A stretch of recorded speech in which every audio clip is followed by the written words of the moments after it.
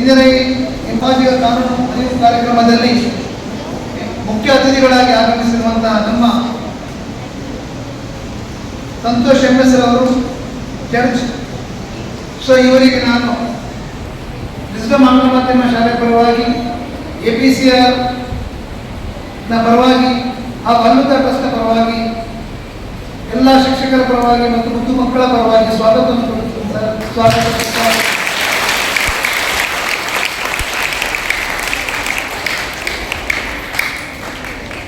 ಹಾಗೆ ಇನ್ನೋರ್ವ ಅತಿಥಿಗಳಾದಂತಹ ನಮ್ಮ APCRನ ಜಿಲ್ಲಾ ಅಧ್ಯಕ್ಷರಾದಂತಹ ಸೊ ನಮಗೆ ಇವರ ಒಂದು ಕಾರ್ಯಕ್ಷಮತೆ ಮತ್ತು ಇವರು ನಡೆಸುವಂಥ ಇದನ್ನು ನೋಡಿದ್ರೆ ನಮ್ಮ ಮಹಿಳಾ ಪ್ರಧಾನಿಯಾದಂತಹ ಮಾನ್ಯ ಶ್ರೀ ಇಂದಿರಾ ಗಾಂಧೀಜಿಯವರ ಒಂದು ನೆನಪು ಬರ್ತಾ ಇದೆ. ಅವರ ಆಕ್ಟಿವ್ನೆಸ್, ಅವರ ಒಂದು ಇದು ಕಾರ್ಯನಿಬಿಡತೆ.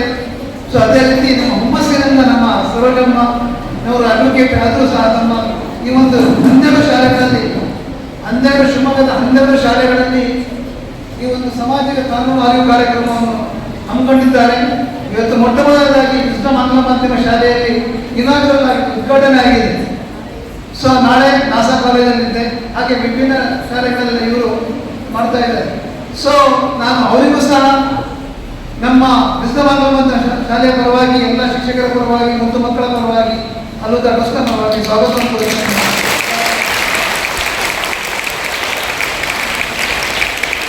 ಹಾಗೆ ಇನ್ನೂರು ಅತಿಥಿಗಳಾದಂತಹ ಇಲ್ಲಿನ ಅಯ್ಯೂಬ್ ಅಡ್ವೊಕೇಟ್ ಅವರು ಇದ್ದಾರೆ, ನಮ್ಮ ಜಮಾತ್ ಇಸ್ಲಾಂ ಶಾಲೆ ಅಧ್ಯಕ್ಷರು ವಾಟ್ಸಪ್ ಇದ್ದಾರೆ, ಹಿರಿಯರಾದಂತಹ ಮುಲ್ಲಾ ಅಬ್ದುಲ್ ವಾಟ್ಸಪ್ ಇದ್ದಾರೆ. ಅವರಿಗೆಲ್ಲರಿಗೂ ತಮ್ಮೆಲ್ಲರ ಪರವಾಗಿ, ಶಾಲೆಯ ಪರವಾಗಿ ಸ್ವಾಗತವನ್ನು ಕೋರುತ್ತೇನೆ sir.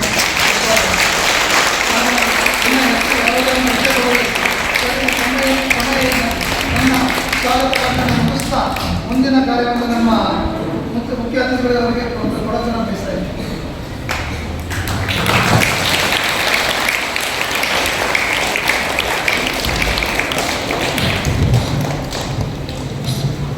Thank you so much, sir, for your warm welcome. Then I'd like to call upon the stage Sri Santosh MS sir, the chief guest of our program, a judicial officer who has worn every robe of responsibility with humility and excellence to give his some valuable advices and guidance to all of us.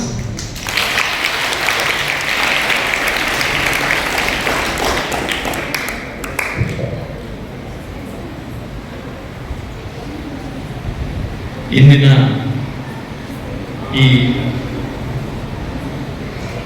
ಅರ್ಥಪೂರ್ಣ ಮತ್ತು ಅವಿಸ್ಮರಣೀಯ ವೇದಿಕೆಯನ್ನು ಅಲಂಕರಿಸುವ ಎಲ್ಲ ಗಣ್ಯರೇ,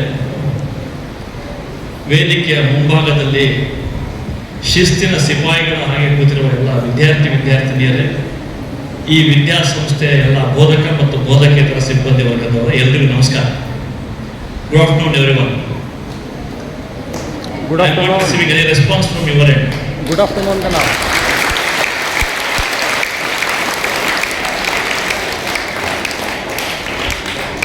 ನಾನು ಇವತ್ತು ನಿಮ್ಮ ಜೊತೆ ಮಾತಾಡಿ ಕೆಲವೊಂದು ವಿಷಯ ನಿಮ್ಮಿಂದ ತಿಳ್ಕೊಂಡು ಹೋಗೋಣ ಅಂತ ಇಲ್ಲಿ ಬಂದಿದ್ದೀನಿ. ಸಾಮಾನ್ಯವಾಗಿ ನಾನು ಮಕ್ಕಳ ಹತ್ರ ಸ್ಕೂಲಿಗೆ, ಕಾಲೇಜಿಗೆ ಹೋದರೆ ನನಗೆ ಪ್ರಶ್ನೆ ಕೇಳಿ ಅಭ್ಯಾಸ. ಅದೇ ಒಂದು ಅಭ್ಯಾಸನ ಇಲ್ಲಿ ಕೂಡ ನಾನು ಮಾಡ್ಕೋಬೇಕು ಅಂತ ಹೇಳಿ ಯೋಚನೆ ಮಾಡಿ ಬಂದಿದ್ದೀನಿ. ನನ್ನ ಮೊದಲನೇ ಪ್ರಶ್ನೆ, ತಮಗೆ ಎಲ್ರಿಗೂ ಕೂಡ ಇಂಗ್ಲೀಷಲ್ಲೇ ಮಾತಾಡಬೇಕಾ, ಕನ್ನಡದಲ್ಲಿ ಮಾತಾಡಬೇಕಾ? ಕನ್ನಡ. ಇಂಗ್ಲೀಷಲ್ಲೇ ಮಾತಾಡಬೇಕಾ, ಕನ್ನಡ ಬೇಡ? ಎರಡು. ಯಾಕೆಂದ್ರೆ ನಾನು ಸುಮ್ಮನೆ ಮಾತಾಡಿ ಫೋಟೋ ಹೊಡ್ಸ್ಕೊಂಡು ಹೋಗ್ಲಿಕ್ಕೆ ಬಂದಿಲ್ಲ. I am not come here for the purpose of photograph. I have come here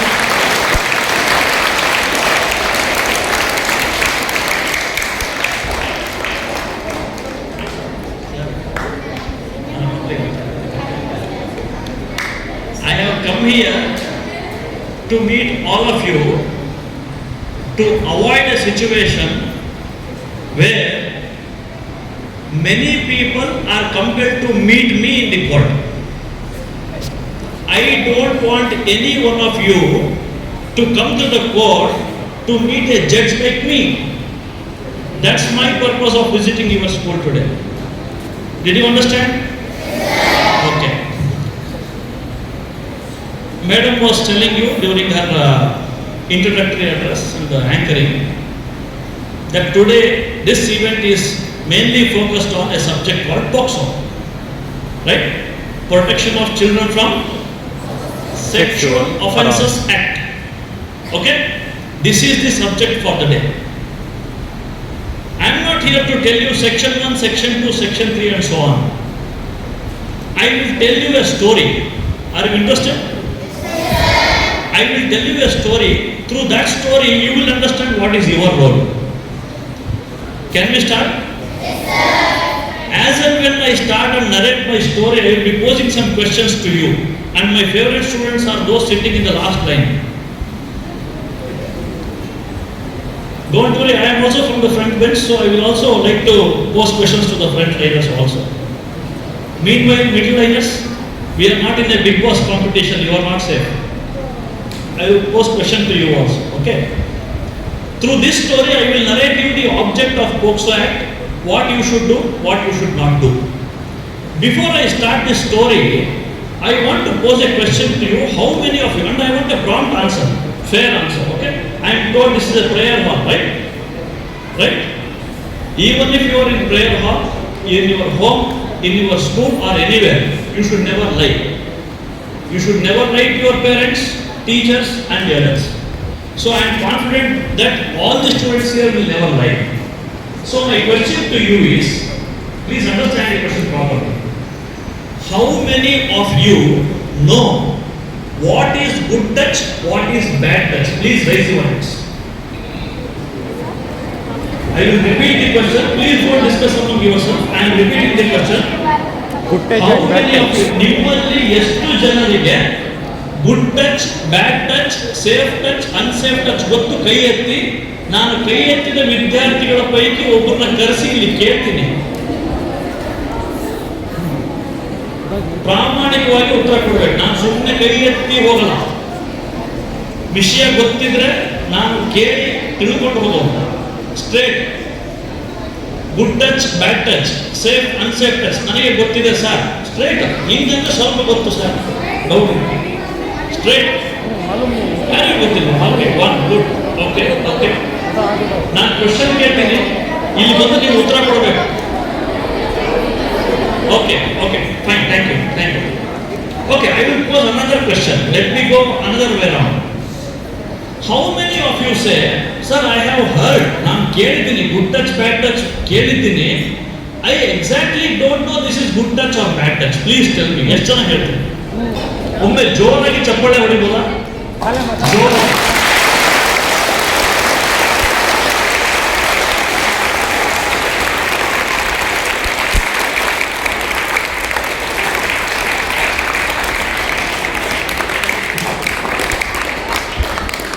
Okay. Sheets are in their place. Okay. There is no damage to the building. I will tell you what is good touch and what is bad touch. Okay. Are you able? I will tell you what is good touch and bad touch. Why I am telling you is this. Okay. I frequently visit Central Prison. 3 to 4 times I visit Central Prison in Shivamogga. आपको पता है यहाँ पे jail है बोल के पता है? पता है? वहाँ पे मैं महीने में 3 बार इंस्पेक्शन के लिए जाता हूँ. ठीक है? वहाँ जाने के बाद में जो वहाँ पे रहते हैं ना, वो जेल में जो होते हैं ना, खैदी बोलते हैं, अक्यूज्ड बोलते हैं. ओके? उनसे मैं पूछता हूँ, आपके ऊपर क्या इल्जाम लगाया गया है? ये मैं उनसे पूछता हूँ. जो 700 लोग वहां पे रहते हैं, 700 अप्रोक्सीमेटली, उनमें से 300 से भी ज्यादा, more than 300 people are involved in POCSO cases. More than 300 people are involved in POCSO cases. I asked them, why did you commit this offense? What made you to commit this offense? आप ऐसा क्यों किया? Then they tell me, sir मुझे पता ही नहीं था POCSO क्या है बोल के. I never know what is POCSO. So we thought we will teach you what POCSO is, with the object that one, you will know what POCSO is. Second, you will not do such offences. Third, you will protect any children. आपके नजदीक जो बच्चे होते हैं ना, दूसरे बच्चे, उनको आप प्रोटेक्ट करेंगे ऐसे ऑफेंस से, ठीक है? With these three objects in my mind, we are telling you about POCSO. Understood? Problem is with boys. The problem really is with boys, because many of the boys do not know what is good touch, what is bad touch. First of all, in a platform like this, they are shameful. They don't want to discuss. Secondly, when the offense happens, they regret. Oh, ನಾವು ಈ ರೀತಿ ಮಾಡಿಬಿಟ್ಟು ನಮಗೆ ಗೊತ್ತಿರಲಿಲ್ಲ. ಓ, ಏನು ಮಾಡಬೇಕೀಗ? So first I will tell you what is good touch and what is bad touch. There are three parts of our body we should never touch. I am referring to the body part of other persons. Okay? If we have two children, one children should not touch these three body parts of the other children. And I have no shame or hesitation in telling this to all of you, because many people do not know that we should not touch this. For unfortunately they touch, commit POCSO offense, go to jail. I want you give more focus on this. Okay? Are you with me? मैं जो बात कर रहा हूँ आपको मालूम हो रहा है ना? ठीक है. First part of the body is chest. Okay? First part of the body is chest. We should never touch the chest of other person. Okay? The other two parts of the body are below our waist, on the front side and the back side. I am telling you delicately, ನಾನು ನಿಮಗೆ ಸೂಕ್ಷ್ಮವಾಗಿ ಹೇಳ್ತಾ ಇದ್ದೀನಿ. ಇದರಲ್ಲಿ ಯಾವುದೇ ನಾಚಿಕೆ ಬೇಡ. ಅರ್ಥ ಆಯ್ತಲ್ಲ? ವಿದ್ಯೆ ಕಲಿಯೋದ್ರಲ್ಲಿ, when you are getting educated, when you are knowing certain things, you should have no hesitation or shame. Because by knowing this, you will protect yourself, you will protect a child nearest to you, and you will protect a person from committing such offense also. With this aim and object, I am telling this to you. Which is the first part of our body we should not touch? Chest. Chest. The other two parts are below the waist, on the front side and back side. ಮುಂದೆ ಮತ್ತೆ ಹಿಂದೆ, ಸೊಂಟ ಭಾಗದ ಕೆಳಗೆ ಮುಂದೆ ಮತ್ತೆ ಹಿಂದೆ ಇನ್ನೊಬ್ಬ ವ್ಯಕ್ತಿಗೆ ಮುಟ್ಟಬಾರದು. ಅರ್ಥ ಆಯ್ತಾ? ಅರ್ಥ ಆಯ್ತಾ? ಕ್ಲಿಯರ್? ನೀವು ಕೊನೆಗೆ ಕೂತ್ಕೊಂಡವರು ಅರ್ಥ ಆಯ್ತಾ? ಅರೆ ಕೊನೆಗೆ ಕೂತ್ಕೊಂಡವರು ಲಾಸ್ಟಿಗೆ ಅರ್ಥ ಆಯ್ತಾ? ಮೊದಲನೇದು ಯಾವುದು? ಫಸ್ಟ್ ಪಾಯಿಂಟ್ ಯಾವ್ದು ಮುಟ್ಬಾರ್ದು ನಾವು? ಫಸ್ಟ್ ಪಾರ್ಟ್ ಯಾವುದು? ಚೆಸ್ಟ್. Very good. ಇನ್ನು ಎರಡು ಪಾಯಿಂಟ್ ಯಾವ್ದು? ನೀವು ಲಾಸ್ಟ್ ನಾವು ಬ್ಲ್ಯಾಕ್ ಡ್ರೆಸ್ ಹಾಕೊಂಡು below the waste, front and back, right? Claps ಹಾಕ್ಬೇಕು ನೀವೆಲ್ಲರೂ.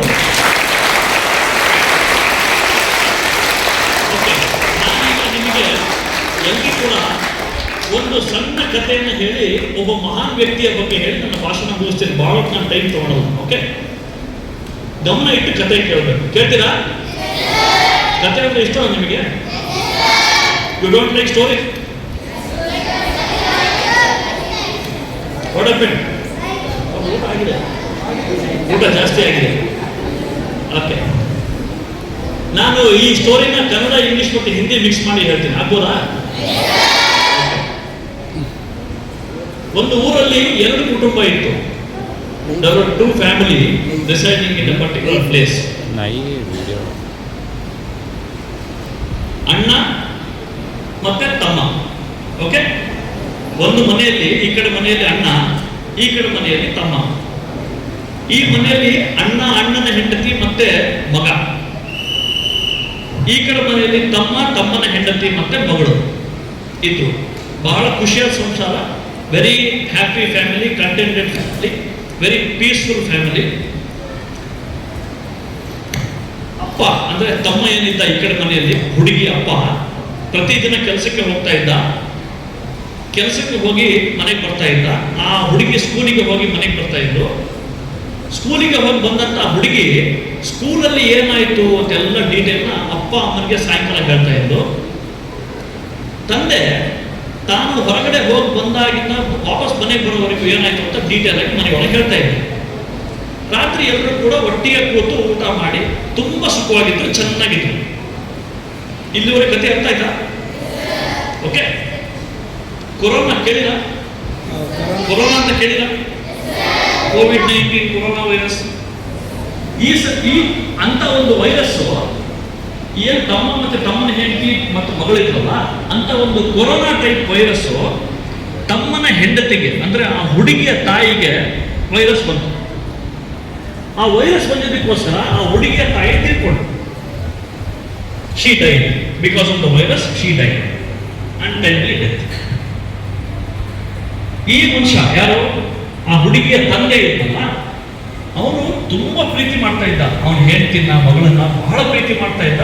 ಒಮ್ಮೆಲೆ ಈ ಆತನ ಹೆಂಡತಿ ತೀರ್ಕೊಂಡಿದ್ದಕ್ಕೆ ತುಂಬಾ ಮನಸ್ಸಿಗೆ ಬೇಜಾರಾಗಿ ಪ್ರತಿನಿತ್ಯ ಅವನು ಮದ್ಯಪಾನ ಮಾಡಲಿಕ್ಕೆ ಶುರು ಮಾಡಿದ. He started consuming alcohol. ಅರ್ಥ ಆಯ್ತಾ? He started consuming. Okay. He became addicted to it. In the morning he wanted alcohol. During night he wanted alcohol. Throughout the day he did not have lunch. He used to consume alcohol. Looking at this, the daughter was very worried. So she contacted her elder brother of the father, uncle, who was residing on the other side of the house. She contacted him and asked for a solution. ಈ ರೀತಿ ಮನೆಯಲ್ಲಿ ಆಗ್ತಿದೆ, ಅಪ್ಪ ಯಾವಾಗಲೂ ಮದ್ಯಪಾನ ಮಾಡ್ತಾ ಇದ್ದಾರೆ, ನನಗೆ ಸೊಲ್ಯೂಷನ್ ಕೊಡಿ ಅಂತ ಕೇಳಿದ್ರು. ಆಗ ದೊಡ್ಡಪ್ಪ ಹೇಳಿದ್ರು, ನಾನು ಹೇಳಿದಾಗೆ ನೀನು ಕೇಳಿದ್ರೆ ಅಪ್ಪ ಕುಡಿಯೋ ಚಟ ಬಿಡ್ತಾರೆ ಅಂತ ಹೇಳಿದ್ರು. ಈಗ ನೀವೆಲ್ಲ ಆ ಕಂಡೀಷನ್ ಅಲ್ಲಿ ಇದ್ದಿದ್ರೆ ನೀವು ಒಪ್ತಾ ಇದ್ರ? ದೊಡ್ಡಪ್ಪ ಹೇಳಿದಂಗೆ ಮಾಡ್ಲಿಕ್ಕೆ ಒಪ್ತಾ ಇದ್ರ? ಅದೇ ರೀತಿ ಆ ಹುಡುಗಿ ಕೂಡ ಒಪ್ಕೊಂಡು, ಆಯ್ತು ನಾನು ಮಾಡ್ತೀನಿ ನೀವು ಹೇಳಿದಾಗೆ, I will do what you say ಅಂತ ಹೇಳಿದ್ರು. ಸರಿ, ಹಾಗಿದ್ರೆ ಒಂದು ಕೆಲಸ ಮಾಡೋಣ ಅಂತ ಏನ್ ಮಾಡಬೇಕು ಅಂತ ಹುಡುಗಿಗೆ ದೊಡ್ಡಪ್ಪ ಹೇಳಿದ್ರು. ಈ ಹುಡುಗಿ ನೇರವಾಗಿ ಪೊಲೀಸ್ ಸ್ಟೇಷನ್ಗೆ ಹೋಯ್ತು. ಎಲ್ಲಿಗೆ ಹೋಯ್ತು? ಪೊಲೀಸ್ ಸ್ಟೇಷನ್ಗೆ ಹೋಗಿ ಅಲ್ಲಿ ಕಂಪ್ಲೇಂಟ್ ಕೊಡ್ತು. ಏನ್ ಕೊಡ್ತು? ಏನಂತ ಕಂಪ್ಲೇಂಟ್ ಕೊಟ್ಲು? ಎಲ್ಲ ಡೀಟೇಲ್ ಆಗಿ ಬರ್ದು ಕೊಟ್ಲು. ಆ ಹುಡುಗಿಗೆ ಅಂದಾಜು 15-16 ವರ್ಷ ವಯಸ್ಸು. ಕಂಪ್ಲೇಂಟ್ ತಗೊಂಡಿರೋ ಪೊಲೀಸ್ ನೋಡಿ ಗಾಬರಿ ಆಗ್ಬಿಟ್ಟ. ಏನು ಮಾಹಿತಿ ನೀನು ಬರ್ಗಡೆ ಕರೆಕ್ಟ್ ಇದೆಯಾ, ಓದ್ಕೊಂಡಿಯಾ, ನೀನು ಸತ್ಯ ಅಂತ ಕೇಳಿದ್ರು. ಆ ಹುಡುಗಿ, ಸರ್ ನಾನು ಹೇಳಿ ಸತ್ಯವಾಗಿದೆ, ನೀವು ಮೊದಲು ಕ್ರಮ ತಗೊಳ್ಳಿ, register case right now based on my complaint. ಪೊಲೀಸರಿಗೆ ಬೇರೆ ಕೆಲಸ ಇಲ್ಲ. FIR ಮಾಡಿದ್ರು. FIR ಮಾಡಿದ ಮೇಲೆ ಏನ್ ಮಾಡ್ತಾರೆ? FIR ಮಾಡಿದ್ರು, ಕೇಸ್ ರಿಜಿಸ್ಟರ್ ಮಾಡ್ಕೊಂಡ್ರು. ಕೇಸ್ ರಿಜಿಸ್ಟರ್ ಮಾಡಿದ ಮೇಲೆ ಯಾರ ವಿರುದ್ಧ ಕೇಸ್ ಮಾಡಿರ್ತಾರಲ್ಲ ಅವ್ರಿಗೆ ಏನ್ ಮಾಡ್ತಾರೆ? ಅರೆಸ್ಟ್ ಮಾಡ್ತಾರೆ, ಜೈಲಿಗೆ ಕಳಿಸ್ತಾರೆ. ಬೇಗ ಬೇಗ ಪೊಲೀಸರು ಮನೆಗೆ ಬಂದ್ರು. ಆ ಹುಡುಗಿಯ ತಂದೆನ ಅರೆಸ್ಟ್ ಮಾಡಿದ್ರು. ಯಾರನ್ನ ಅರೆಸ್ಟ್ ಮಾಡಿದ್ರು? ಹುಡುಗಿಯ ತಂದೆನ ಅರೆಸ್ಟ್ ಮಾಡ್ಕೊಂಡು ಕರ್ಕೊಂಡು ಹೋಗಿ ಜೈಲಿಗೆ ಹಾಕಿದ್ರು. ಆಮೇಲೆ ಆ ಹುಡುಗಿ ತಂದು ಜಡ್ಜ್ ಮುಂದೆ ನಿಲ್ಲಿಸಿದ್ರು. ಅಲ್ಲಿ ಕೇಳಿದ್ರು, ನಿನ್ನ ಕಂಪ್ಲೇಂಟ್ ಏನು? ಏನ್ ಹೇಳಿದ್ರು? ಅದೆಲ್ಲ ಕಂಪ್ಲೇಂಟ್ ಕೋರ್ಟ್ ಅಲ್ಲಿ ಹೇಳ್ತು. ಇದನ್ನೆಲ್ಲ ನೋಡ್ಬಿಟ್ಟು ಅಲ್ಲಿರೋ ಜಡ್ಜ್ ಕೂಡ ಕೇಳಿದ್ರು, ನೀನು ಹೇಳ್ತಾ ಇರೋದು ಕರೆಕ್ಟ್ ಆಗಿದೆಯಾ, ಸರಿಯಾಗಿ, do you know what you are telling? She said, yes, I am aware. Please record my statement. Her statement was recorded. Now, the statement of the girl, do you want to know what exactly she complained? Do you want to know? ಆಕೆ ಏನು complaint ಕೊಟ್ಟು ಅಂತ ಹೇಳ್ಬೇಕಾ ನಿಮಗೆ? She had mentioned in her complaint that after the death of her mother, her father used to alcohol. No alcohol. Her father used to make bad touch. To whom? To the daughter. My father used to have bad touch with me, unsafe touch with me. I told you 3 points, no? 3 points. Chest, below the waist, front and back. My father is touching me inappropriately. So this statement was recorded. She again told it during trial, during evidence before the judge. Now if you are judge, okay, let us assume you are judge now. A girl comes before you and tells, my father is committing bad touch. He is inappropriately touching me. Will you release the father and make him go home, or will you send him to jail? Correct? You are all good judges. The judge in the court also did it. He sentenced the father for 20 years of imprisonment. How many years? 20 years. 20 ವರ್ಷ ತಂದೆಗೆ ಜೈಲುವಾಸ ಹೋಗಬೇಕು ಅಂತ order ಮಾಡಿದ್ರು. Okay, 20 ವರ್ಷ ಜೈಲುವಾಸಕ್ಕೆ ಹೋದ್ಮೇಲೆ ತಂದೆ ಈ ಹುಡುಗಿ ಯೋಚನೆ ಮಾಡಲಿಕ್ಕೆ ಶುರು ಮಾಡಿದ್ರು, ನಾನು ಏನ್ ಮಾಡಿದೆ, ತಪ್ಪಾಡಿದ್ನೋ ಸರಿ ಮಾಡಿದ್ನೋ ಅಂತ ಹೇಳಿದ್ರು. ಯಾಕೆ ಅಂತ ಹೇಳಿದ್ರೆ, ಈ ಹುಡುಗಿಗೆ ತನ್ನ ತಂದೆ ಮದ್ಯಪಾನ ಚಟ ಬಿಡಬೇಕು ಅಂತ ಇತ್ತು. Correct correct. Her father did not inappropriately touch her. Correct? Her mind told her to take any action so that she can reduce consumption of alcohol by her father. That was the intention. But what she did was the other way around. She made false allegation. Did you understand? She made false allegation which ended her father in jail. Now why I am telling all this thing to all of you is, ನಿಮ್ಮ ವಯಸ್ಸು, your age is like a sharp edged knife. ಚೂಪಾದಂತಹ ಚಾಕು ಇದ್ದಂಗೆ. ಚಾಕು ಗೊತ್ತಲ್ಲ, ಚೂಪಾಗಿರೋ ಚಾಕು ತಗೊಂಡು ನಾವು apple ಹೆಚ್ಕೊಂಡು ತಿನ್ಬೋದಾ? ಚಾಕುವಿಂದ ಆಪಲ್ ಹೆಚ್ಕೊಂಡು ತಿನ್ಬೋದಲ್ಲ? ಪಪ್ಪಾಯ ಅಲ್ವಾ, ಚಿಕ್ಕು ಪಪ್ಪಾಯ ಆರೆಂಜ್ ತಿನ್ಬೋದು ನಾವೆಲ್ಲ ಅಲ್ವಾ? ಅದೇ ಚಾಕುವಿಂದ ಇನ್ನೊಬ್ಬರಿಗೆ ಗಾಯನೂ ಮಾಡ್ಬೋದು, ಗೊತ್ತಾ? ನಾವು ತರಕಾರಿ ಕಟ್ ಮಾಡ್ಬೇಕಾದ್ರೆ ಕರೆಕ್ಟಾಗಿ ಚಾಕು ಹಿಡ್ಕೊಂಡಿಲ್ಲ ನಮ್ಮ ಕೈ ಕಟ್ ಮಾಡ್ಕೊತೀವಿ, ಕರೆಕ್ಟಾ? ಅದೇ ರೀತಿ ಇನ್ನೊಬ್ಬರಿಗೆ ಗಾಯ ಮಾಡ್ಬೋದು. ನಿಮ್ಮ ವಯಸ್ಸು ಕೂಡ ಹಾಗೆ. ನಿಮಗೆ ಬೇರೆ ವ್ಯಕ್ತಿಗಳು ನೀನು ನಾನು ಹೇಳ್ದ ಹಾಗೆ ಕೇಳಮ್ಮ, ನಾನು ಹೇಳ್ದ ಹಾಗೆ ಕೇಳಪ್ಪ ಅಂತ ಹೇಳಿ ನಿಮಗೆ ತಪ್ಪು ಮಾಹಿತಿ ಕೊಟ್ಟು ನಿಮ್ಮಿಂದ ಸುಳ್ಳು ಪ್ರಕರಣ ದಾಖಲಿಸಬಹುದು. ನಿಮ್ಮ ತಲೆಯಲ್ಲಿ ಉದ್ದೇಶ ಬೇರೆ ಇರ್ತದೆ, ಗೊತ್ತಾಯ್ತಲ್ಲ? ನಿಮ್ಮ ತಲೆಯಲ್ಲಿ ಉದ್ದೇಶ ಬೇರೆ ಇರ್ತದೆ. ನಿಮಗೆ ತಪ್ಪು ಮಾಹಿತಿ ಕೊಟ್ಟು ತಪ್ಪು ಮಾರ್ಗವನ್ನು ತೋರಿಸಿ ಇಂಥ ಕೇಸ್ ಹಾಕು ಎಲ್ಲ ಸರಿ ಹೋಗ್ತದೆ ಅಂತ ಹೇಳಿ ನಿಮ್ಮನ್ನ ಚಾಕು ತರ ಬಳಸ್ಕೊಂಡು ಇನ್ನೊಬ್ಬರಿಗೆ ಗಾಯ ಮಾಡಬಹುದು. ಅರ್ಥ ಆಯ್ತಾ? ಅಂತ ತಪ್ಪು ಮಾಡಬಾರ್ದು. ಇದ್ರ ಜೊತೆ ನಾನು ತಮಗೆ ಒಂದು ಅಡ್ವೈಸ್ ಮಾಡೋದೇನಂದ್ರೆ, ಯಾರಿಗಾದ್ರೂ if some child is suffering from bad touch and if you come to know, you have to protect that child by telling that to their parents. If that child is in school, you have to report it to the principal or the teacher, so that now you are aware what is bad touch, what is good touch. Right? In this way you have to protect the child. Will you do it? Yes, sir. Will you protect the child? Yes, sir. ರಕ್ಷಣೆ ಕೊಡ್ತೀರಾ ಮಕ್ಕಳಿಗೆ? Yes, sir. Okay, ಈಗ ನಾನು ಒಬ್ಬ ಮಹಾನ್ ವ್ಯಕ್ತಿಯ ಬಗ್ಗೆ ಹೇಳಿ ನನ್ನ ಮಾತನ್ನು ಮುಗಿಸ್ತೇನೆ. ಈ ರಾಮೇಶ್ವರಂನಲ್ಲಿ ಹುಟ್ಟಿ ಬೆಳೆದು ನಮ್ಮ ದೇಶದ ರಾಷ್ಟ್ರಪತಿ ಆಗಿದ್ರು. ಅವ್ರ ಹೆಸರು ಗೊತ್ತಾ ನಿಮಗೆ? ಅಬ್ದುಲ್ ಕಲಾಂ. ಅಬ್ದುಲ್ ಕಲಾಂ. ಹಾ, ಯಾರು ಹೇಳಿದ್ರು? Very good. ಹೆಸರೇನು? ಸೈಯದ್ ರಿಹಾನ್. ಓಕೆ, ಅವ್ರು ಯಾವ ಹೆಸರು ಹೇಳಿದ್ರು ಗೊತ್ತಾಯ್ತಾ? APJ ಅಬ್ದುಲ್ ಕಲಾಂ. ಏನ್ ಹೆಸರು? APJ. Doctor APJ Abdul Kalam. ತುಂಬಾ ಹೆಮ್ಮೆಯಿಂದ ಹೇಳ್ಬೇಕು ನೀನು ಅವ್ರನ್ನ, ಅಲ್ವಾ? Doctor APJ. ಇವರು ತಮ್ಮ ಬಾಲ್ಯದಲ್ಲಿ ತುಂಬಾ ಕಷ್ಟಪಟ್ಟು, after facing so many hard days, he studied well, he became an asset to the nation.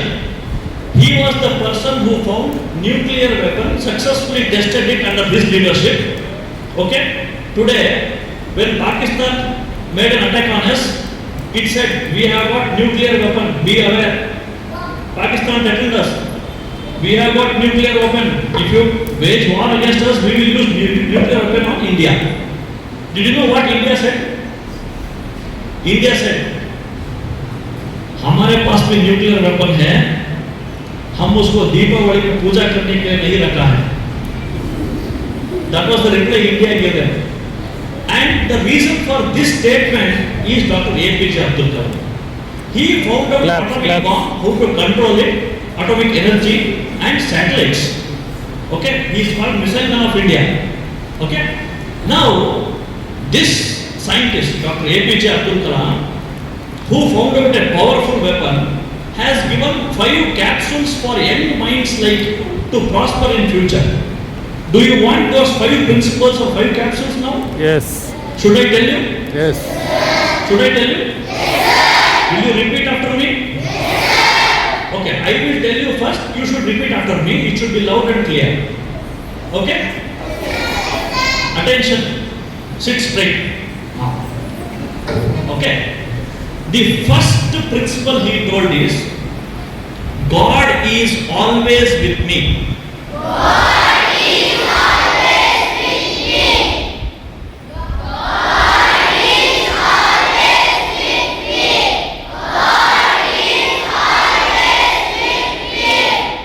Today, only 3 times. Today is my day.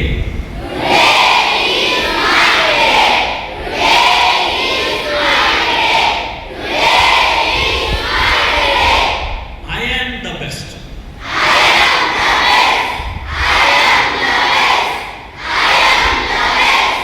I can do it.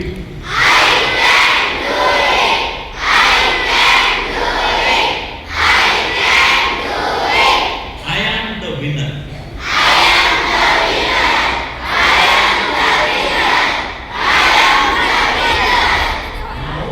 These 5 statements which were given to us by Dr. APJ Abdul Kalam should be repeated by each one of you as soon as you get up in the morning. You should say, today is my day. God is always with me. And finally conclude by saying, I am the winner. Okay? Will you do that?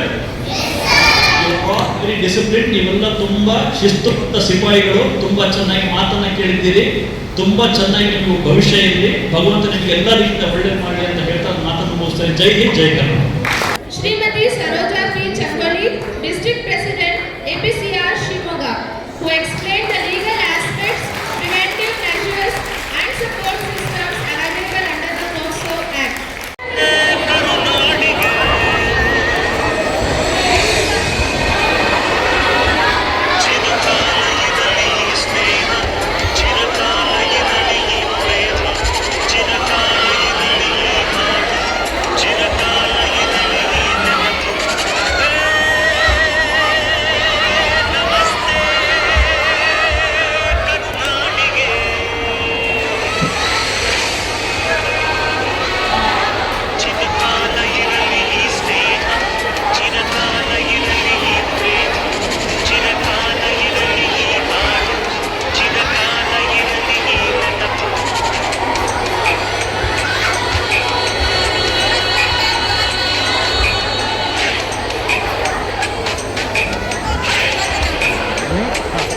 ಪರವಾಗಿಲ್ಲ.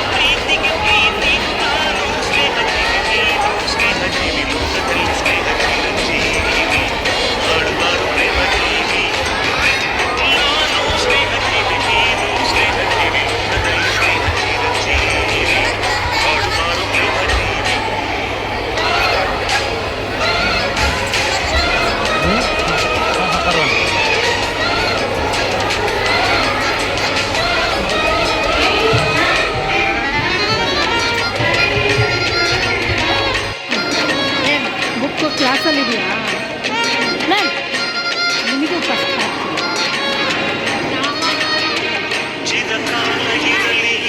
ಹೆಚ್ಚಮ್ಮಿ ಕಳಿಸ್ತೀನಿ ma'am ಬೇಗ ಹೋಗುತ್ತೆ